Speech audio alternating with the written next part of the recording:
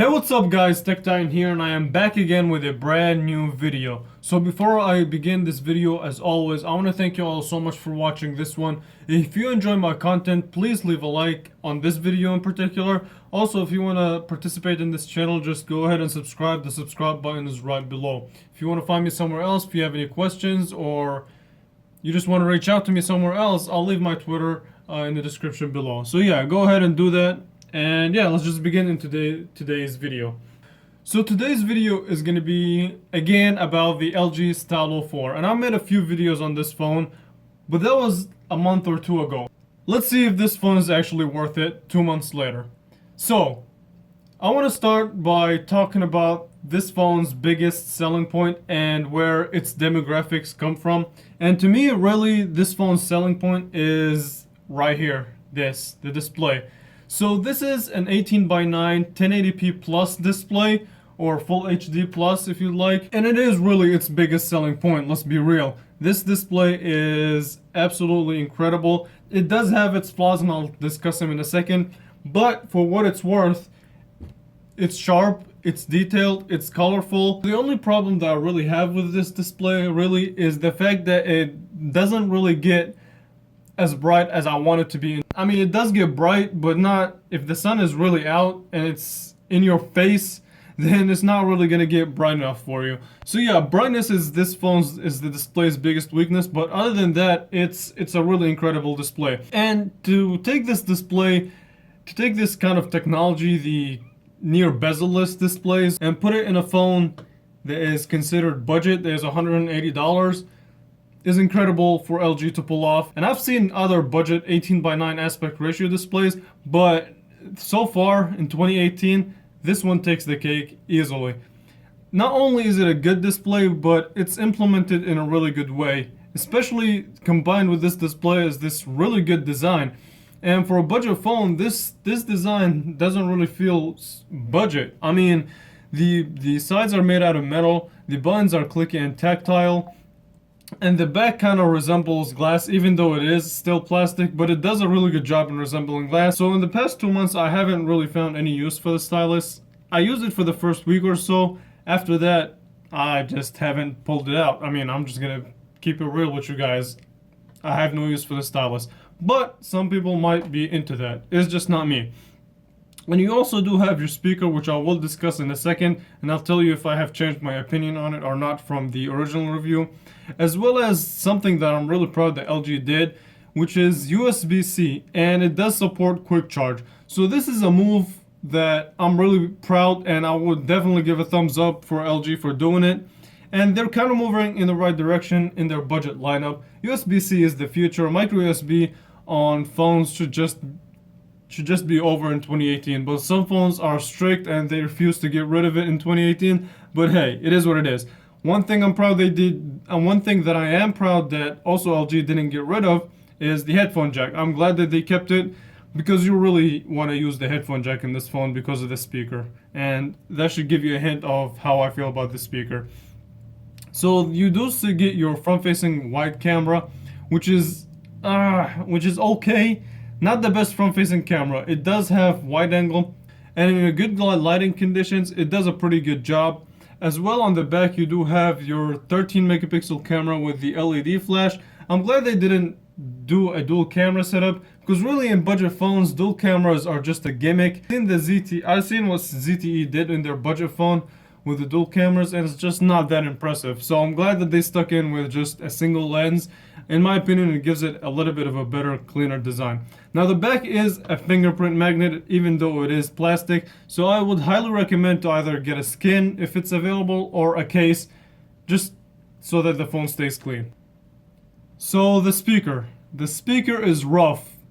It's not that good at all. It's tinny, it doesn't really get that loud, the positioning for it is not good, but I'll let you guys listen to it. And I know you guys are listening to it through the microphone of my camera, but I'm telling you from what I'm listening to, it's not that good. So here you go.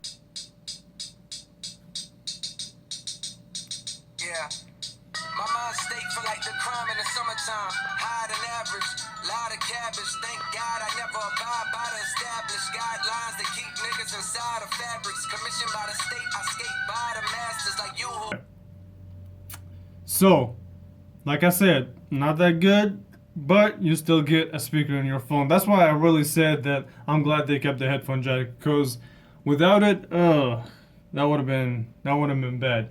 But anyway, so yeah, the speaker quality is probably its biggest weakness, but one thing that I have to say is that this immersed experience is where it's at in budget phones in 2018. I really like the fact that you can just go back to its original aspect ratio, or if you want a full immersed experience, you just zoom in just like that, and you get this 18:9 aspect ratio, which is really good in my opinion. Okay, so real quick, I didn't finish discussing the camera. But this camera, and I did an in-depth review and I'll leave it in the description. So bottom line, after 2 months of using this phone, this camera is still, the rear-facing camera at least, is still one of the top 3 budget phones out right now. One of the top phones, let me be specific, one of the top 3 phones under $200. And I would say in some lighting conditions, it pulls out in the top. But yeah, so in good lighting conditions, this camera is really capable of taking some really good shots. Now, these pictures will not really make you say, wow, this camera just surprised me, because it's not really gonna surprise you, but it will definitely surprise you at how good it is for its price tag. For $180, you get a really good camera. The video quality, there's just the 1080p is basically, to me, it looks like an upscale 720p at best, but it's usable. It's definitely usable. And the microphone is okay, but hey, that's what you get for this budget phone, for the camera on this budget phone. Overall, it's an overall good package for the camera. Okay, let me talk a little bit about speed. Now, this phone does support 32 gigabytes of storage, 2 gigabytes of RAM.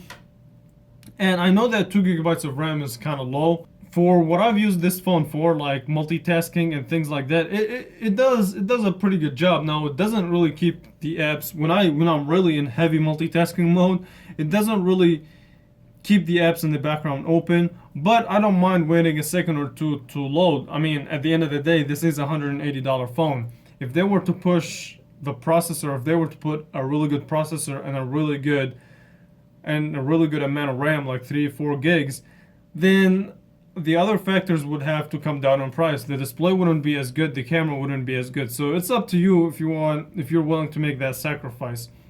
Okay, so like opening up the phone app, I mean, it's fast. Now, it does take a little bit of an extra second to open up, but it's plenty fast for everyday tasks. I mean, I don't think you would notice the difference between this and a flagship. Okay, you will kind of notice the difference, but again, this is a $180 phone at the end of the day, and it does perform good for the price. So let me end this by saying this: this phone, in my opinion, for $180 is definitely still worth it. And the reason I say that is because you get a nice display, a decent camera. Not so much in the speaker quality. That speaker is horrible. I'm not messing with that speaker. A good design. You retain headphone jack. You also get USB-C quick charge. So yeah, I mean, overall, in my opinion, to this day, 2 months later, I still think that this phone is worth it. It's definitely better than the Galaxy J7 2018, or what they called it, the Galaxy J7 Refine. That phone is just it's not as good as this one.